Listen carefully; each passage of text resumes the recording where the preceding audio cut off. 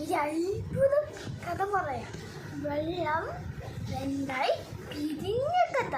ശ്രദ്ധിച്ച് കേൾക്കണേ. ഒരു സമയത്ത് മോശന്ന് നല്ലൊരു മനുഷ്യനുണ്ടായിരുന്നു. ദൈവം മോശയോട് പറഞ്ഞു, എൻ്റെ ജനത്തെ രക്ഷിക്കുവിൻ. മോശ ജനത്തെ കൂട്ടിക്കൊണ്ട് പോയി. അവർ മുന്നിൽ വലിയ കടൽ കണ്ടു. പിന്നില് ഒരു സൈന്യം വന്നു. അവർ പേടിച്ചു.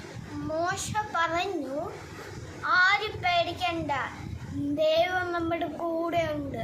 മോശ വടി വീഴ്ത്തി. അപ്പോൾ അത്ഭുതം, കടൽ രണ്ടായി പിരിഞ്ഞു. അവിടെ ഒരു വഴിയുണ്ടായി. ഞങ്ങൾ കടലിന്റെ ഉള്ളിലൂടെ നടന്നു. അവർ സേഫായി അപ്പുറത്തെത്തി. സൈന്യം വന്നപ്പോൾ കടൽ ഒന്നായി. മോശ ജനത്തെ രക്ഷിച്ചു. സുപ്രഭാതം. ദൈവം വലിയവരാണ്.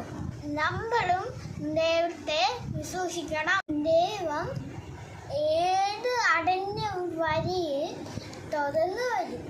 കട എങ്ങനെയെന്ന് ഇഷ്ടപ്പെട്ടോ? അടുത്ത കഥ നാളെ. ടാറ്റാ.